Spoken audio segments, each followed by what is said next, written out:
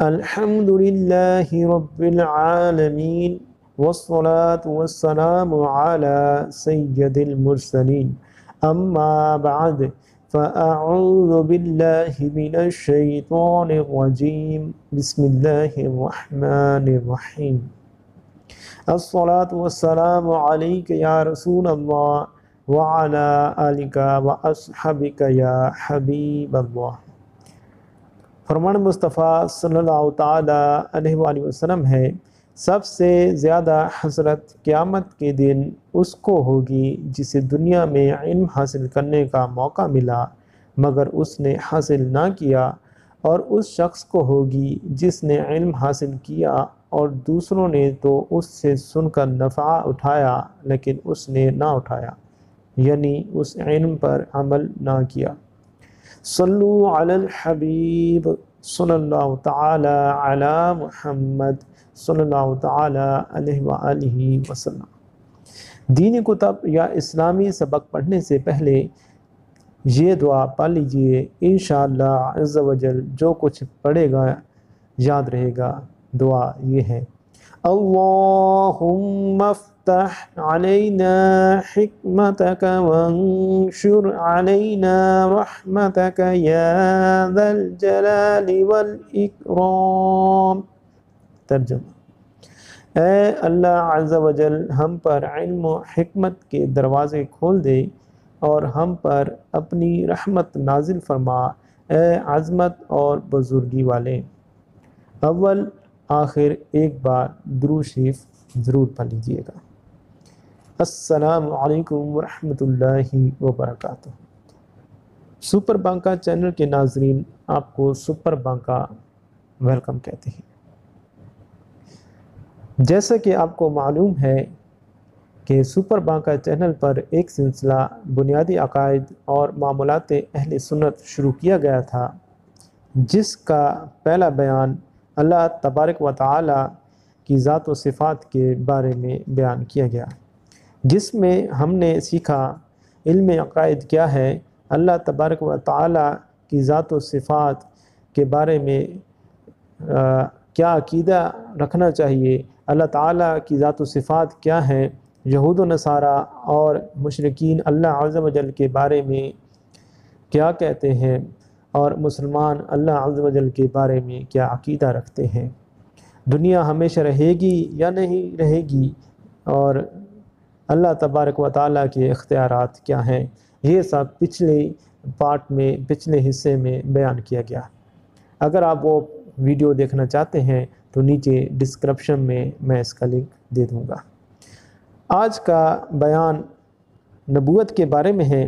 اس کے بارے میں ہم پڑھیں گے اور سنیں گے کہ نبی کسے کہتے ہیں، وحی کیا ہے، وحی کا لغوی معنی کیا ہے، پیغمبروں اور دوسرے عام انسانوں میں فرق کیا ہے، حضور صلی اللہ تعالیٰ علیہ وسلم کو اپنے جیسا یا بھائی برابر کہنے والے کون ہیں، نبیوں کا غیب کا علم اس کے بارے میں پڑھیں گے، عبادت اور ریاضت سے نبوت حاصل ہو سکتی ہے یا نہیں یہ بھی ہم جانیں گے، کسی نبی کی تعظیم و توقیر نہ کرنا کیسا یہ بھی اس بیان میں شامل ہوگا، اور اللہ تبارک و تعالیٰ کی بارگاہ میں انبیاء علیہم السلام کا کیا مقام ہے اس کے بارے میں بھی ہم جانیں گے، رسول کسے کہتے ہیں، اور جو نبی وفات پا چکے انہیں مردہ کہہ سکتے ہیں یا نہیں، یہ سب اس بیان میں بیان کیا جائے گا۔ بیان شروع کرنے سے پہلے سپر بانکا چینل کو سبسکرائب کر لیجئے اور ساتھ لگے بیل آئیکن کو بھی پریس کر دیجئے تاکہ میری ہر آنے والی نئی ویڈیو بر وقت آپ تک پہنچ سکے۔ تو اس بیان کو شروع کرتے ہیں۔ بسم اللہ الرحمن الرحیم۔ آج کا بیان نبوت کا بیان۔ سب سے پہلا سوال، نبی کسے کہتے ہیں؟ اللہ تعالی نے مخلوق کی ہدایت اور رہنمائی کے لیے جن پاک بندوں کو اپنے احکام پہنچانے کے لیے بھیجا ان کو نبی کہتے ہیں، اور انبیاء علیہم السلام ہی وہ بشر ہیں انسان ہیں جن کے پاس اللہ تعالی کی طرف سے وحی آتی ہے۔ سوال ہے وحی کیا ہوتی ہے؟ وحی کا لغوی معنی پیغام بھیجنا، دل میں بات ڈالنا، خفیہ بات کرنا۔ شریعت کی اصطلاح میں وحی اس کلام کو کہتے ہیں جو کسی نبی پر اللہ کی طرف سے نازل ہوا ہو۔ سوال، پیغمبروں اور دوسرے انسانوں میں کیا فرق ہے؟ پیغمبروں اور دوسرے انسانوں میں زمین و آسمان کا فرق ہے۔ نبی اور رسول خدا کے خاص اور معصوم بندے ہوتے ہیں، ان کی نگرانی اور تربیت خود اللہ تعالیٰ فرماتا ہے۔ صغیرہ کبیرہ گناہوں سے بالکل پاک ہوتے ہیں، عالی نسب، عالی حسب یعنی بلند سلسلہ خاندان، انسانیت کے اعلیٰ مرتبے پر پہنچے ہوئے، خوبصورت، نیک سیرت، عبادت گزار، پرہیزگار، تمام اخلاق حسنہ سے آراستہ اور ہر قسم کی برائی سے دور رہنے والے ہوتے ہیں۔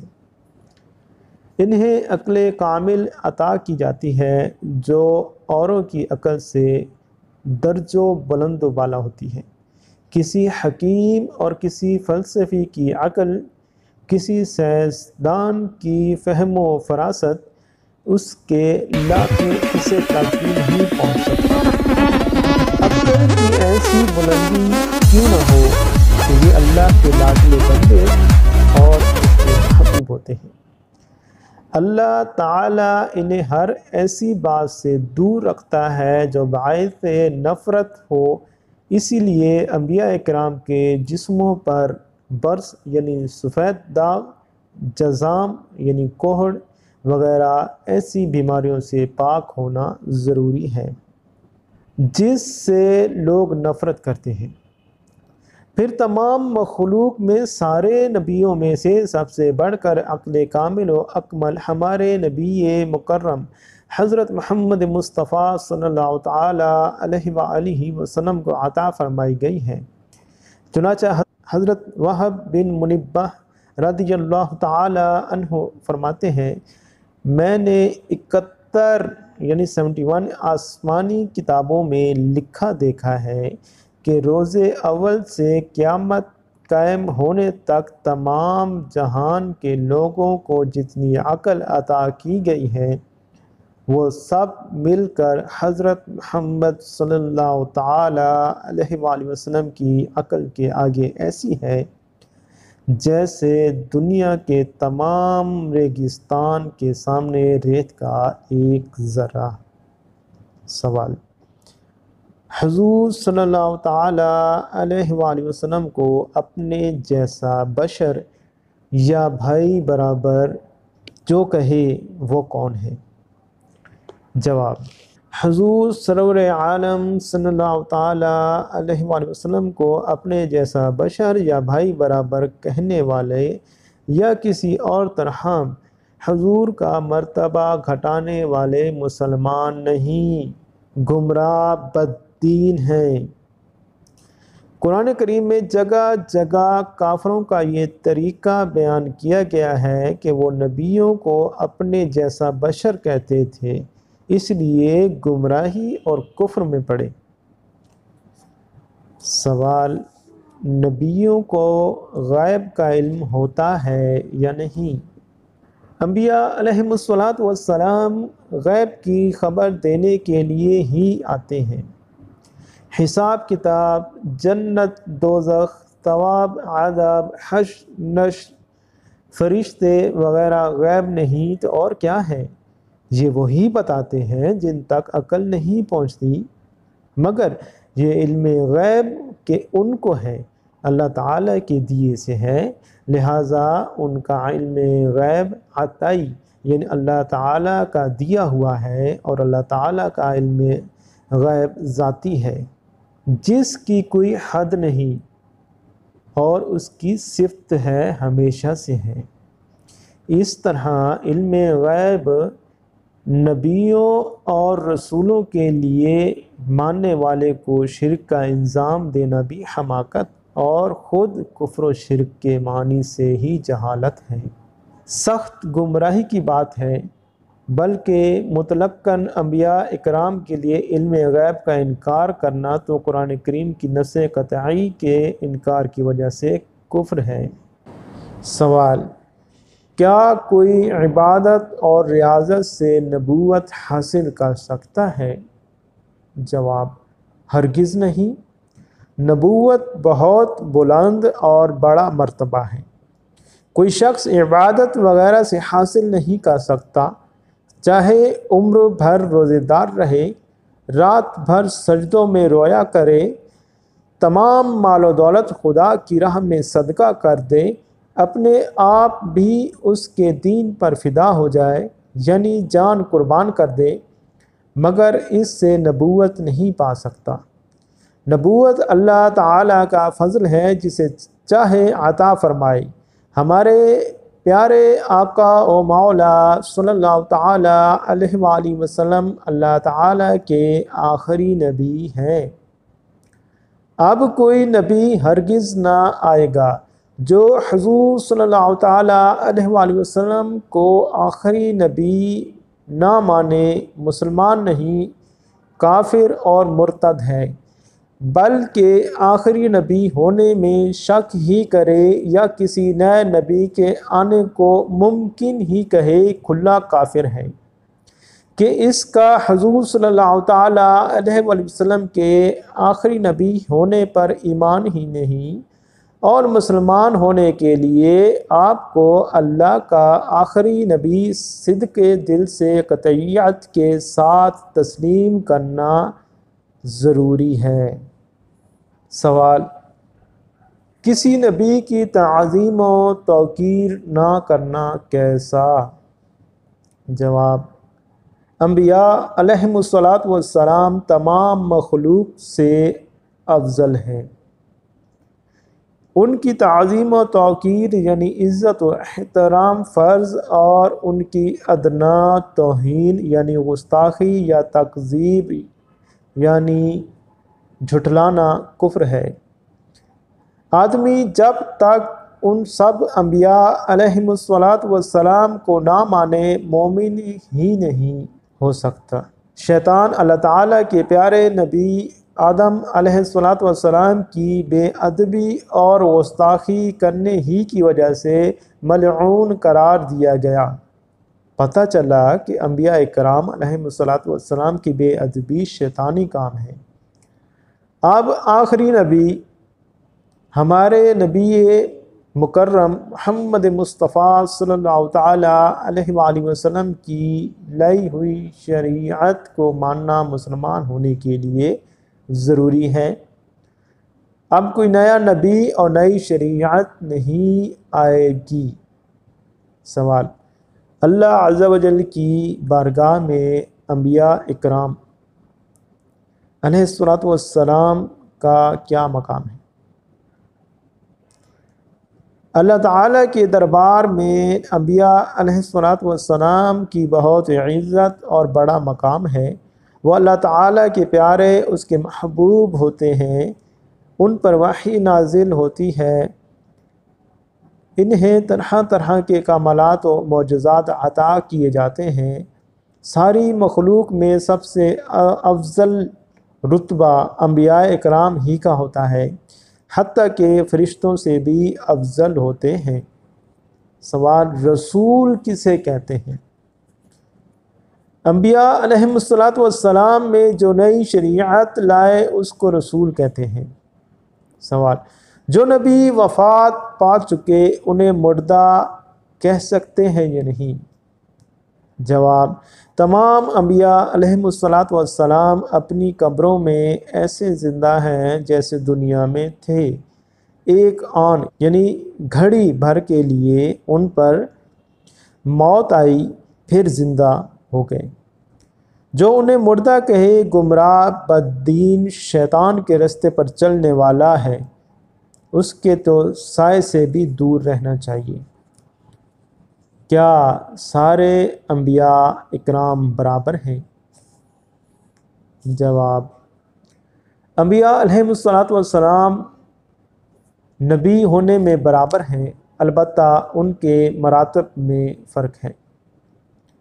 یعنی بعض کا رتبہ بعض سے اعلیٰ ہے۔ سب سے بڑا رتبہ ہمارے آقا و مولا سید الانبیاء محمد مصطفیٰ صلی اللہ تعالیٰ علیہ وآلہ وسلم کا ہے۔ سوال: حضور صلی اللہ تعالیٰ علیہ وآلہ وسلم کا مقام سب سے بلند اور اعلیٰ کیوں ہے؟